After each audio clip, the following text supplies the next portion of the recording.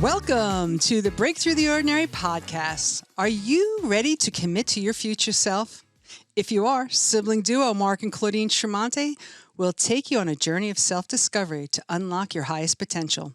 Through impactful conversations with entrepreneurs, thought leaders, coaches, and healers, we are here to share practical strategies and tools that generate the life you envision. New episodes drop every Monday.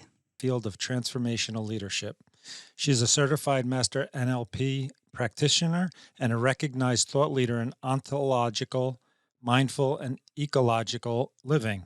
Betty has designed and facilitated workshops in the domains of leadership, mastery, and effectiveness for communities in Russia, Malaysia, Puerto Rico, Argentina, Chile, Mexico, England, Hong Kong, Canada, Ghana, and the United States. And let's just keep going. Soon Mars. No, that's my only little. It's a pleasure to have you here. Yeah, it certainly is. An honor, actually. Well, thank you for having me, and it's a pleasure to be here. And I see he said, Mark said soon Mars, and I was sending people in what we call outer space more and more. In fact, I have a friend who's going on one of these trips. Very exciting. He's gone up with the, what's the airplane guy name? Yeah, Richard Branson. He's gone up with Branson. Got his ticket 3 or 4 years ago when it was just an idea. Wow. Next year, he's scheduled to go. Right. SpaceX is moving, and so is Richard Branson and all these innovators and leaders. I think it's a great way to segue into our topic tonight, which is how do we want to define or redefine success? Because these leaders have made declarations. And yeah, it's one of the topics I spend a lot of time with. And that what is success? Is success how much you accumulate in life? Is success how much you contribute? Because there's a distinction.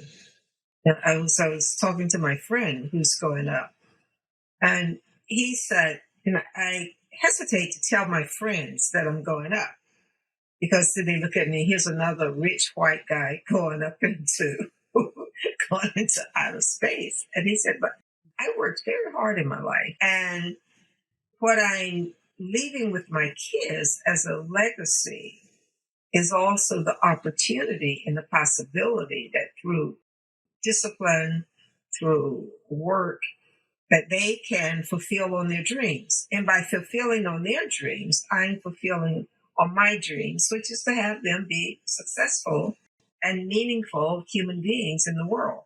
So I think we're redefining success. And I talk a lot about it, as you know, Claudine, especially in the world of coaching, which is coaching about, if you're coaching a business, it's coaching about having the business succeed and people be basket cases or with no dignity and no self-esteem, or is coaching is success now about the totality of the human being and also ecology, what we're doing with this planet. Am I succeeding if the planet is not succeeding? And again, something I say too, long after we human beings have been kicked off the planet, this planet will be here, regenerating itself over and over and over again. So we're looking at success in a different way. And then in terms of the individual, how do we as individuals have the success that matters to us in our lives? And I have come to find that one of the key ingredients is discipline. If you don't have discipline, if I don't have discipline, and that's a discipline in my thinking, my language, in my actions, then what I have is a crapshoot. I don't know what the outcomes will be. And as we study more and more about biology, ourselves as biological cells, we begin to notice that our practices and our habits show up in an embodied way. And when I train my mind and my body, which are not disconnected, they're really connected, I begin to have a greater chance at achieving or bringing forth, another way to look at it. Now, what what I say matters to my life, like my purpose, my intention, my mission. So what is all of that? And that's how I'm beginning to look at success.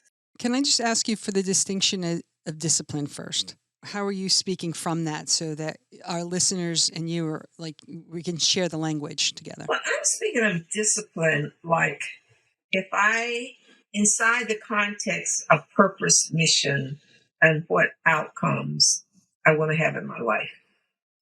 So if I say, what I'm going to do is to have discipline in my mind, I have to have certain practices. And the one practice that I advocate is mindfulness. Because if your mind is all over the place, up, down, here, and you don't have the kind of observer and the kind of practices where you can make your mind be quiet, and you cultivate your mind, then your thoughts are all over the place. I used to watch TV early in the mornings. Yeah, after I would do my mindfulness meditation, I wanted to see what happened in the world overnight. And so I'd watch the news. And then I started to say, let me let that go. Let me continue the disciplining my mind by going for a walk. And since I've been here in North Carolina, right, going for walks and talking with the trees, and I don't think I'm crazy, but trees really do talk. They communicate. And when I go out, after I've spent 25, 30 minutes, and sometimes an hour being quiet here, when I walk out and sit near my trees, they don't belong to me, but I sit near the trees, I began to listen in a whole nother way where there's peace, there's energy, and there's a wisdom that comes from the whole plant intelligence that was not available to me if I didn't discipline my mind and discipline my body to listen in a different way. So that's what I mean by discipline. I'm also finding that it's one of the key ingredients to any kind of success. And if you don't have it, and if you're all over the place, which starts here, I'm pointing here like the mind, like the brain, but it's throughout the whole body.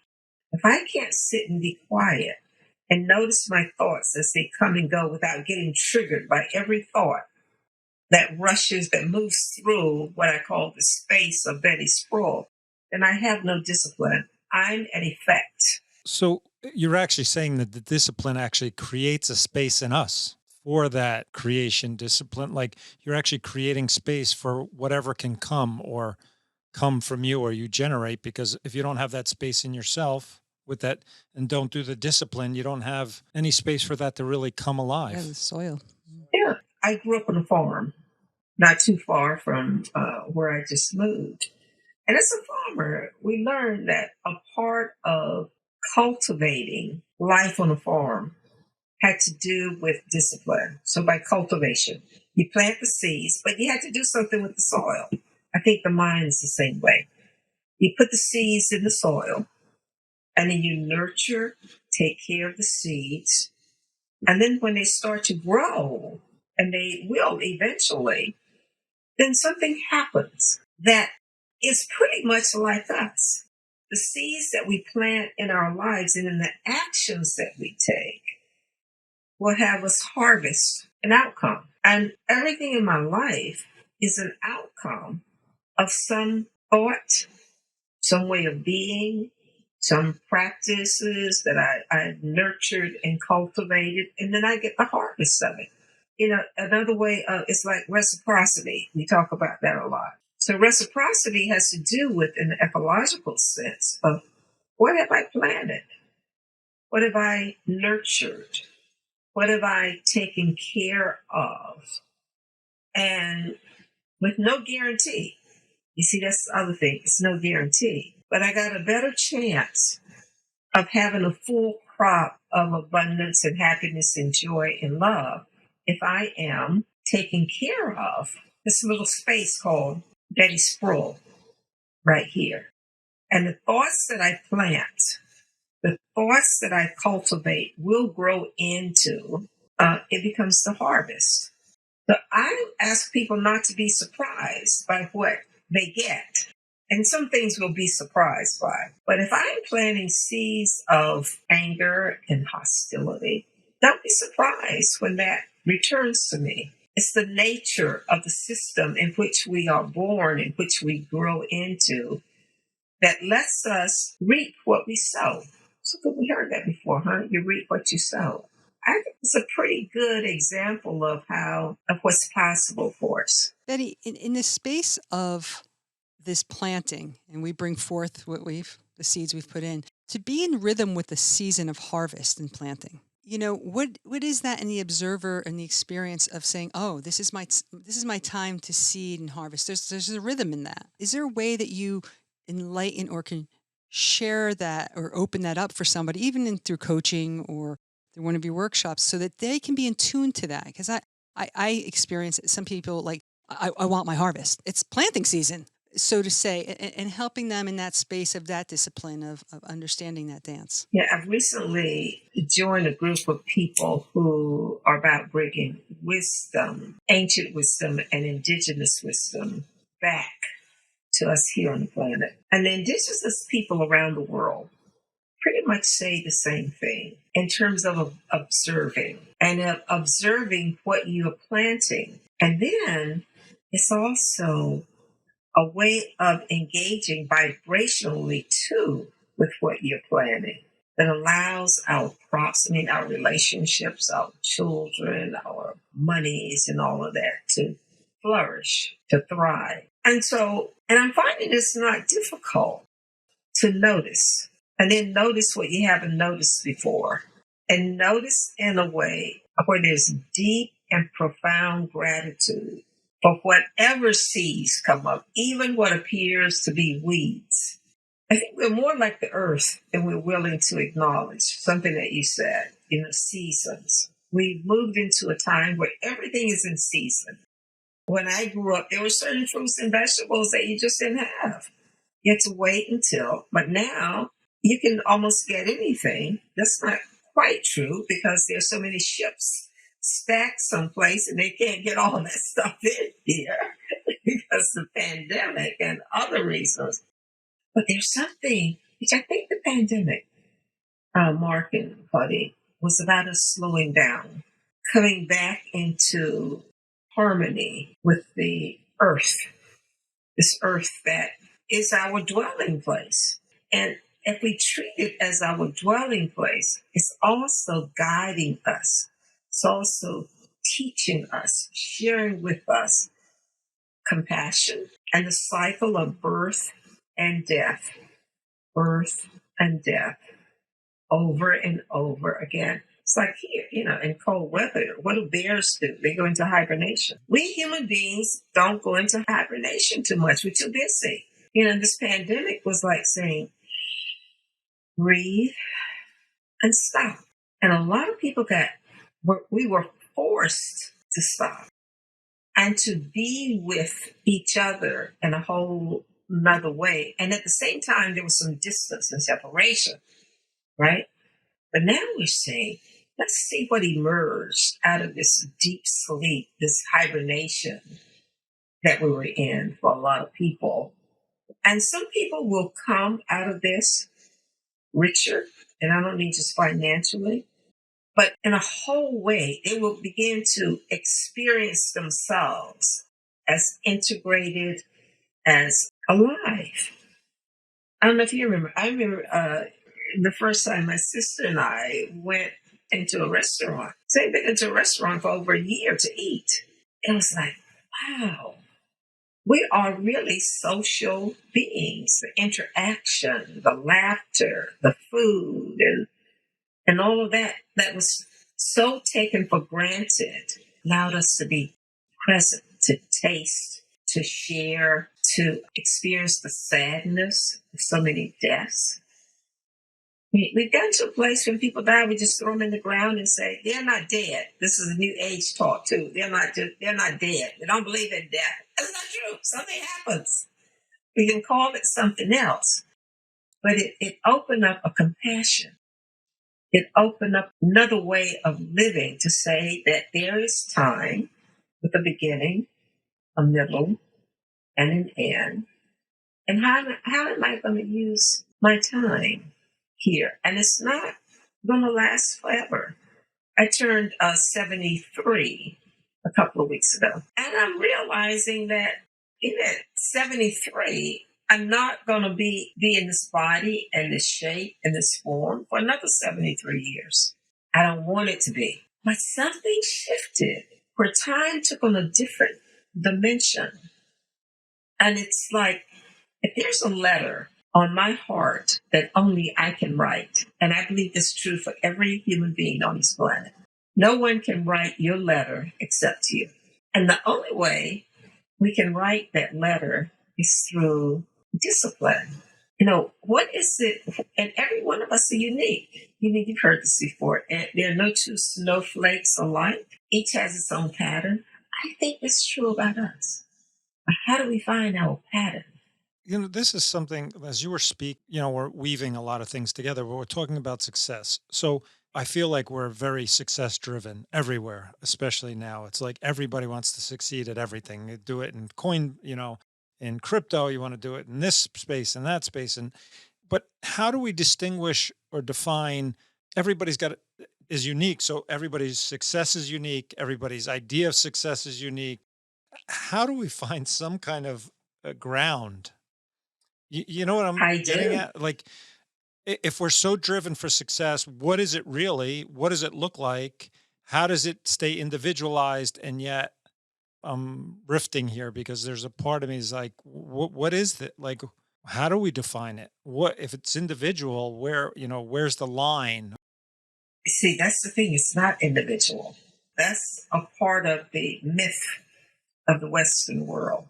So like your son, let's say that your child is your walking heart outside of you, and he cannot become his possibilities without at least someone caring, nurturing, and guiding him. Not in terms of what he must do, but we're talking about being a space where he can recognize his creativity, his dignity, his possibilities. And that happens through and with other people. It's like when he was born, if you had placed him outside under a tree, he would have died. So we're not here alone. And we make that mistake. And we made it not just here in the West, but something happened when we started to say, this rugged individualism and I can do this on my own. And that's not true. So talking to another friend of mine, and he's leading a big conference for his company. And he said something, and I said, well, now let's wait a minute. Let's talk about this. He was saying it's their success or their failure. I said, this old thinking. In a business, it's our success. And it's also, I don't call it failure anymore. I say they're not failures. There's only feedback. But it's your feedback and all of your feedback together in terms of how you can navigate and cultivate you and your practices, your thinking, your language, and your belongingness, so that you can fulfill on the promises that you make to each other and the promises that you make to the people you serve.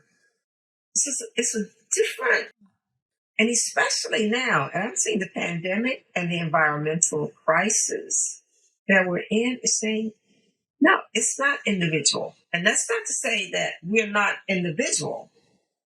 It's a both and. And Claudine heard me have this conversation before. It's not either or, it's a both and. How do I provide, or how do I show up? How do I participate so that we all thrive? Because unless you're thriving in your fullness, I'm not thriving in my fullness. And I can make a myth about how well I'm doing, but it's not. I don't think it's the way that it is. And that's, one of the reasons I love my little trees, my big trees, and their intelligence. because they say, and they're beginning to have scientific proof for it, that in a forest, the trees can tell who needs more water, and they send it. Now, what do we human beings do? You need more water, you're on your own, buddy. Get out of here, die so I can have more water. We're all in this together with different talents, different resources, and it's in the sharing of that life is richer for everyone. Does that make sense? Completely, yeah. I mean, yeah, it's shifting from that alone to we're collective. Everything I do affects you. Like we're together. And which is part of what COVID showed us, that we're together. Like it's not like it only hit certain people; it hit all of us. So we are together. There's a part of COVID that has maybe hopefully taught us that we're together. We're not separate. And I know it's affected certain people more than others, but we're in this together. There's nobody hiding that said, "Oh, I didn't get COVID," or "I haven't been affected by it," or No, and that's how many billions of people on the planet? 7.5, 7.6 global. That's why now we say we really are a global family. And I was listening to Deepak Chopra talk about the pandemic because, as you know, some people are going, it's none of my business, and I won't get into the politics of it. But he said something that I found very interesting. He said it's because our ability to connect all over the globe now that made this crisis what it was. Because there have been pandemics before. But if I'm on an island with the pandemic and cannot be with other people, then it's just those people on that island that are affected. And so new awareness is emerging. And it's like you said, Mark, it affects all of us. Everything that happens on this planet affects all of us. It's the butterfly effect. The butterfly flaps its wings in India, and it affects the whole ecosystem. And now, so what is success? So it's a deep question, which many people are living in. And this is the thing about poverty. You see, the people who are, this is the way to say it, the most poor are suffering the most, not only from this pandemic, but from the climate crisis. Their water, the air. And when we wake up to that, and I got to tell you, this new generation, they're on this about climate. I mean, they get it, not like a concept, but they get that the water we drink, if we don't have clean water, we can't live here. And they're saying, okay, you older folk, let's do something about this. And hunger? Why is anybody starving on this planet when we have the technology that we have? I mean, we can make up some things about it called you pull yourself up by your bootstraps. What is that? Especially, It's back to you. It's on you, right? That's back to like, it's that's your your problem. Okay, especially when you're over there spilling oil in the Pacific Ocean. Come on, who put the oil there? And it was accidental, but it affects all of us, not just the people in Southern California, but how many species are now being destroyed because of the oil being spilled. So it's not just their problem. And when I say it's our problem, it's also our solution that we come up with. How do you generate that we consciousness? Right? Because I feel like we've spoken about this before. It's like there's the me and there's the we. And there's a shift that gets to occur, right? The observer, right? There's an ownership or a declaration of it's a we. You're entering into one of my favorite topics. We need a new language. The language of we. Our language is me. And when we have a new language of we, then we begin to care for each other and the trees and everything else in a different way. But see, the language we live in defines us. And that's why I'm excited about this work I'm doing with around indigenous wisdom, because they live in a language of belonging, not just fitting in, but belonging to the all. And we're not here to dominate the earth. We're not here to dominate each other. But there's some text, historical text out of Greece and even the Bible that gives us the illusion that we're here to dominate and not partner with, not be with, not care for. And it's, we dwell together. So we decided we don't dwell here on the planet. We're here to take charge and do what we want to do. But when I'm dwelling with you, it's like our conversation right now. Who's leading the conversation? We're in dialogue. You're listening. Well, what does Betty want, need? And I'm listening. What does Marc and Claudine want, need in this conversation that we're in? And conversation are just not words, but there's a listening. And when we can start to listen, then there's an intimacy that shows up. And it's in that intimacy where the I will disappear. And what emerges is a we. And in that we, that intimacy, then we will bring forth that which serves all of us, not just me. So I'll say one of the issues we're dealing with, especially in the Western worldview mindset, isolation. We live in isolation quite a bit, which contributes to drugs. And when people are out doing drugs, and I don't mean, occasional drugs, but when they're addicted, there's something missing. And I said it has to do with belonging. It has to do with, this is not an overused word by any means, but love. It also has to do with a disconnection from that animating force called spirit, God, Buddha, Allah, whatever you want to call it. But I didn't make me. My mother and father, and they're wonderful and beautiful, and they both died, and I love them. But one night they had sex, and I got to be here. But the sperm and the egg connected, so that already tells us that I didn't get here by myself. But this is the thing about Mother Nature. She's a mess. She uses us to create her over and over and over and over again. And if you watch little girls at a certain age, when they start to get their menstrual period, that's Mother Nature.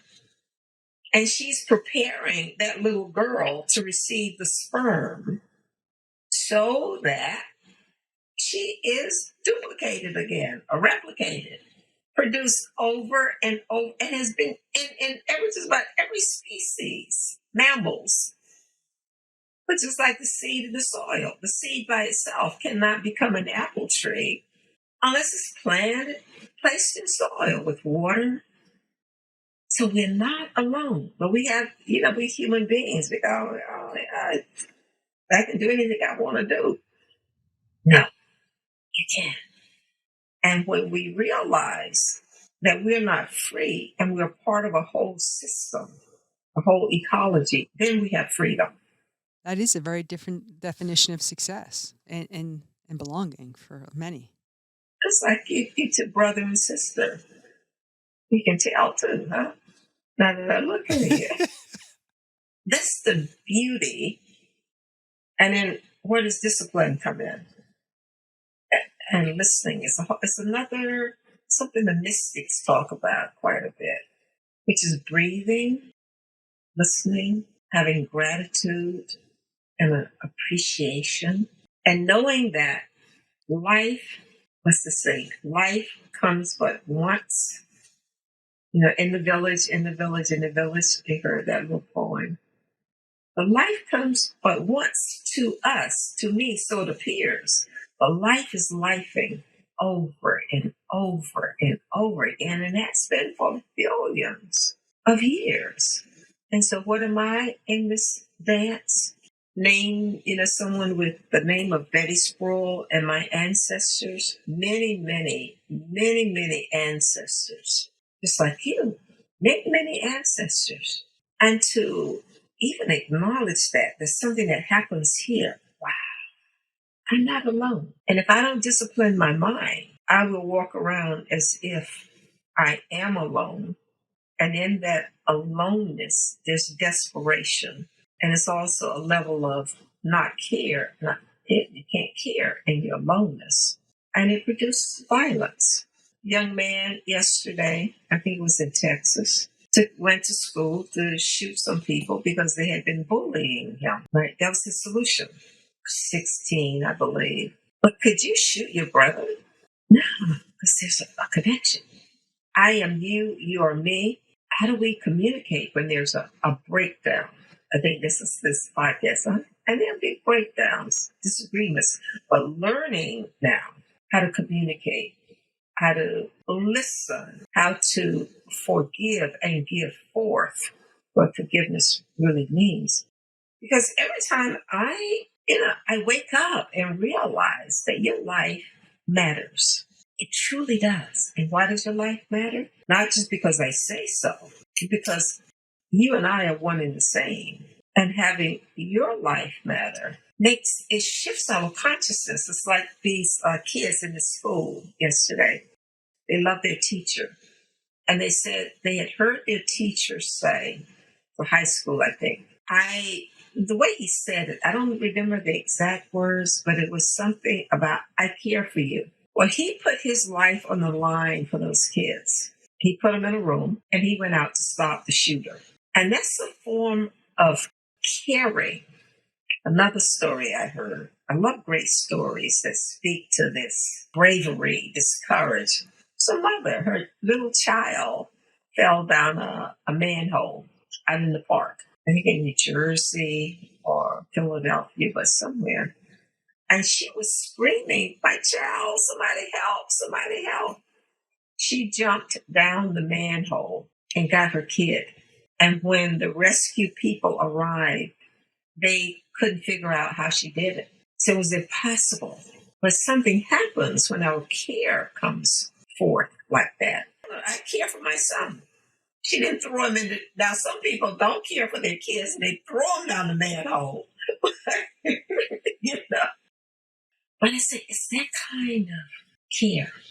Not always dramatic like that, but the little things we do. So, to your listeners, learn to care for the people in your household by being present, by listening, by asking a simple question. Is there anything I can do for you? Sometimes it's hard because I get so caught up in my world and my work. My sister and I live together. And I go, can't you see I'm working? And she say, can't you see I'm standing here? You know what I mean? It's like, it's a time to breathe. Work will be here. It always is. And the more I can confer dignity and belonging to you, then you confer dignity and belonging to others. And then something magic happens. And we call it love. That is the ultimate resourcefulness. It is. And I say there's no love in the world, but we bring love through us human beings to each other. But there's nothing in the world unless we bring it. That's what we talk about consciousness, awareness, this embodiment. I'm beginning to believe, too, that our success has to do with what we bring. Are we bringing that which is uplifting, which is joyful? It's okay to be happy. It is okay to be happy. There's in the archetypes that I'm studying, there's sort of like the gesture, the clownish kind of one, lighthearted. And how can we be lighthearted when there's so much going on? But that's an aspect of us, honestly, that we need to find. How can we laugh? How can we play? How do we take time to play and listen to music and do all of that? Because that shifts our moods and it makes it possible for the gentleness that we human beings have. Also, gentleness tenderness, kindness, to also be present. And that takes discipline as well. So, we do a call to action challenge for our listeners. And this seems like everything we're talking about has something. So, do you have something we could give to our listeners, a call to action, just a simple thing in their life that they can do to maybe start cultivating this place of connection, Longing. the longing? Learn to breathe because, this pandemic also speaks to no breath, right? The mask, isn't that amazing? And what happens to our lungs? This biology was built in a particular way, this biology. We must have air. If we don't have air, we die quickly. I can go 2 or 3 days without food. I can even go without water. How many minutes can I go without air? And so the call to action I would have for people is, mindfulness, yes, it's become very commercial and it works. To learn to and notice, the air in your body as it moves. Because what goes in, it comes back out. And being present to that. I also would ask people to, as many times a day as possible, to take their shoes off and stand on the earth, on the ground, and feel the energy and the power of the earth, and even find some practices that they can do outside on the ground.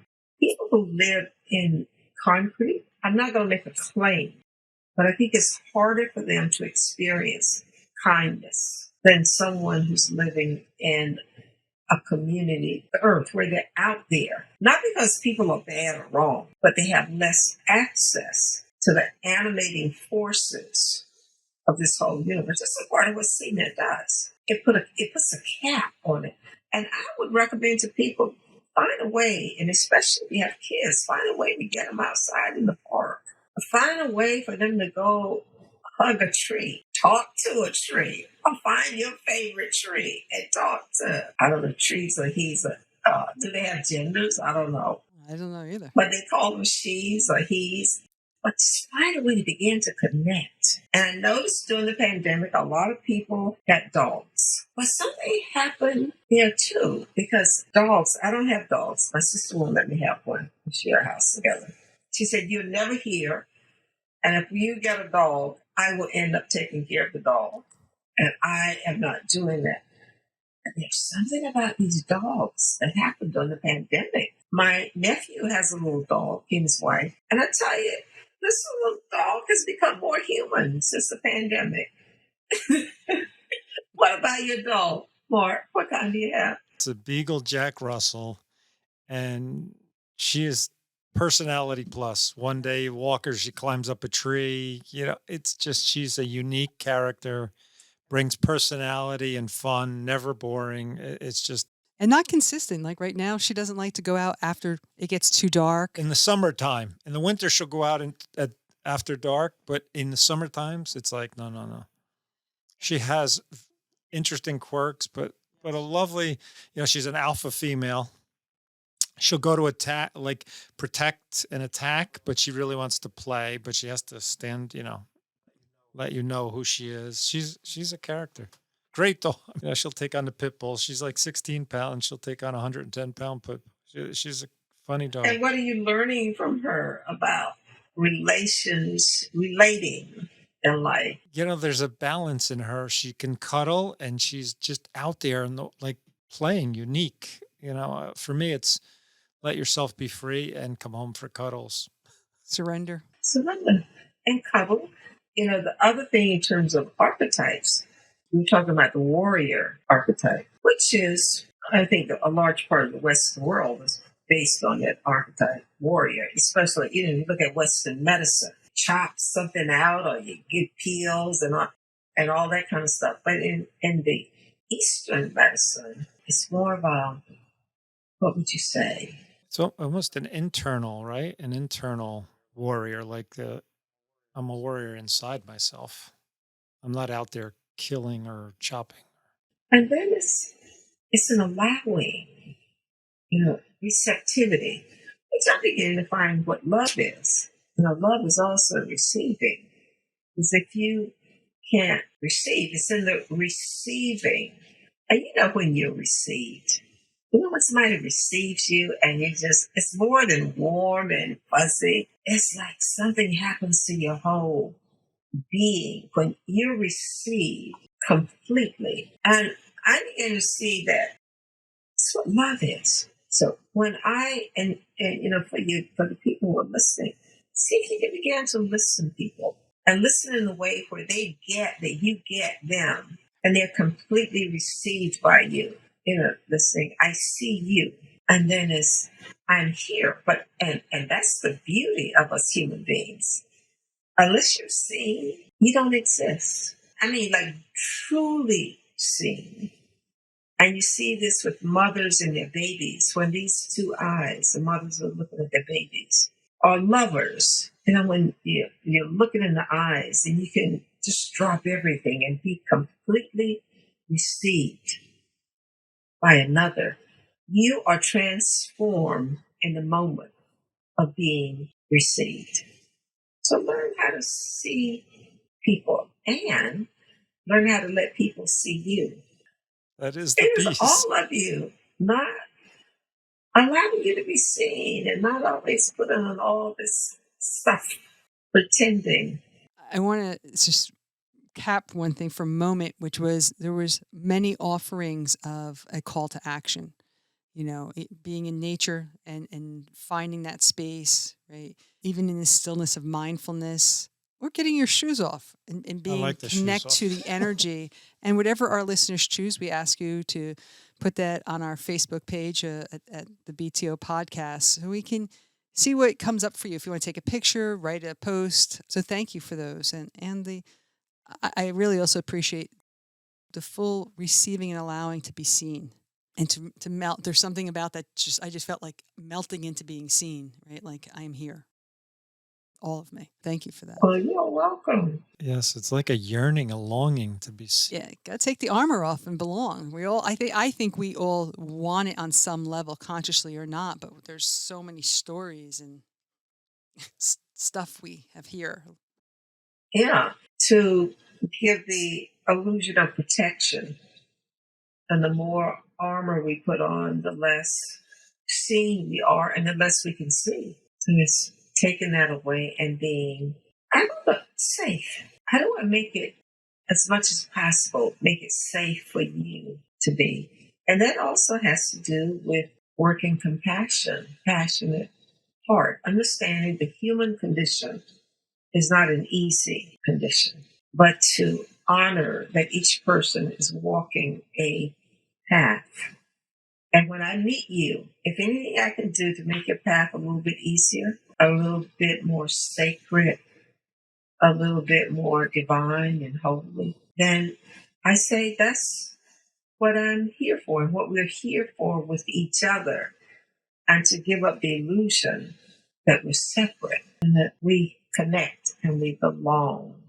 And we belong in such a way that all of life is singing and dancing through us, as us, and with the all. This is a great time to go and transition into our quickfire questions. And my first question is, what does God mean to you? God is the animating force throughout this whole universe. And the name we put on it is not it.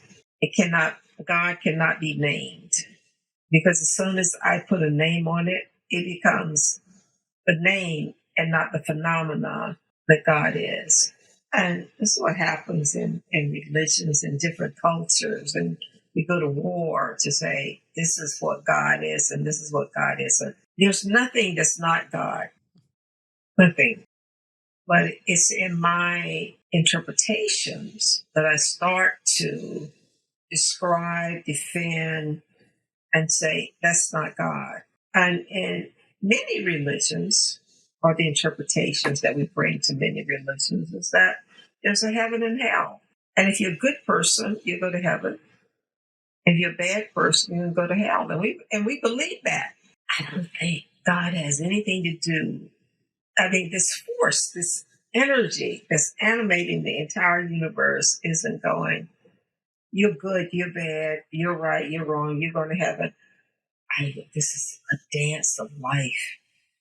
And the more I can connect to that force, the more meaningful my life is. And I tell stories sometimes when I meditated in the Great Pyramid in Cairo. And I'm sitting there meditating. This was 20 years ago or longer.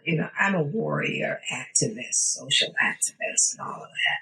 And we've been in there breathing and meditating. And in the king's chamber, it's really pissy. I mean, doesn't smell like perfume or any of that.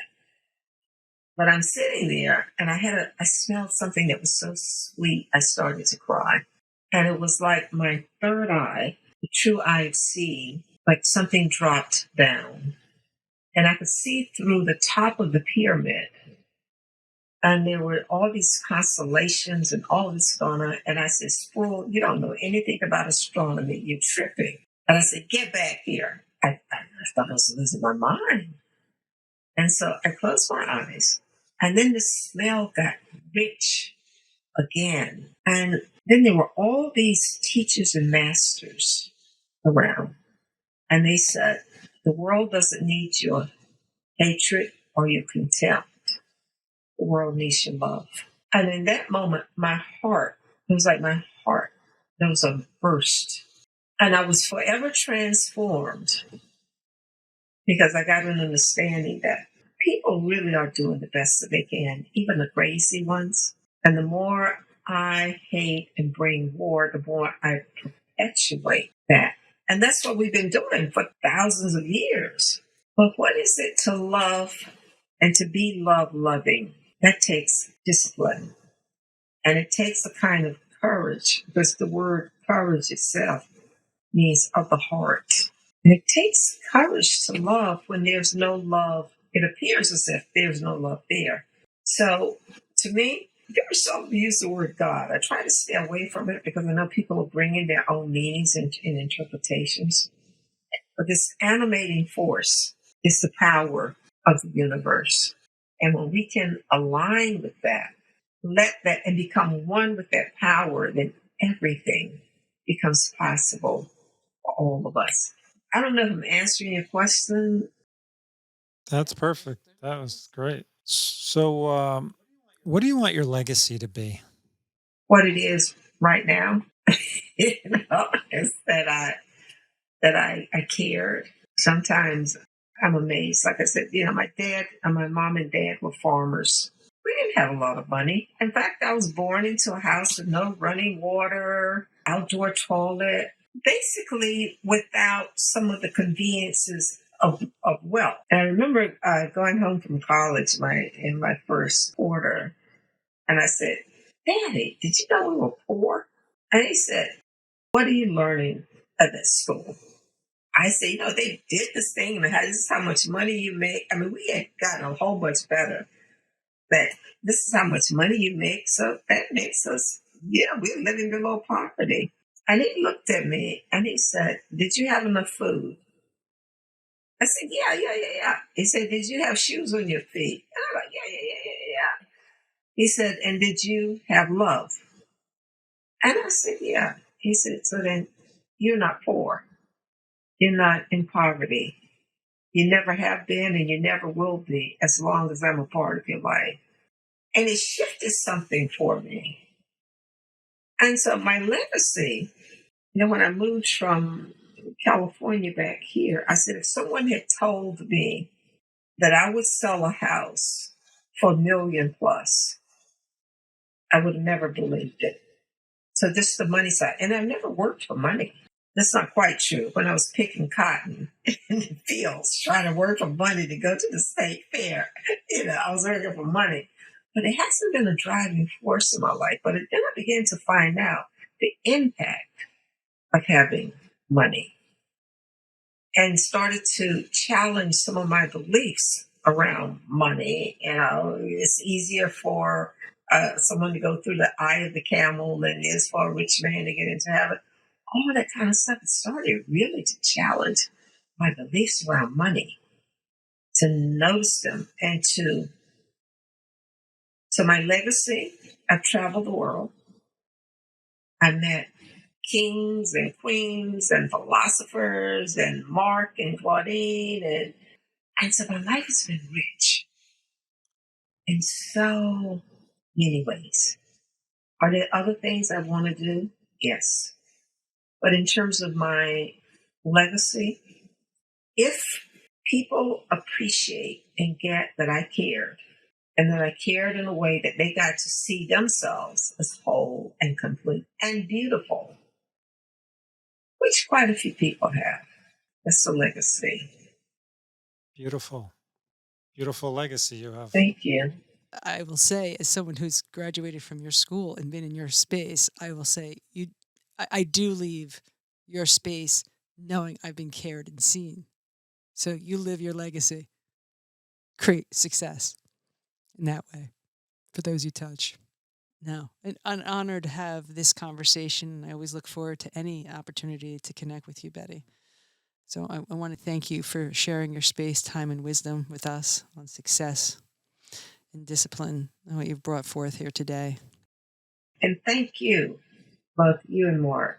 You know, my school, Ideal Coaching Global, is expanding. And it's expanding out of the ontology. It's a big word, but the study of being and mindfulness and then ecology. Now, like 30 years ago when I put all that together, I look back now and I was putting something together to bring to the market, but it was in my heart to bring it. And so now OME is showing up in so many places. And it's like, it's one of those gifts when enough people have it and they start bringing it forward, not just one person, it brings about a shift. And if you don't mind, I'd like to plug my school. Is that okay? Sure. Yeah, know that we're going to have it in the show notes and everything also. We will be starting a school in Spain next year.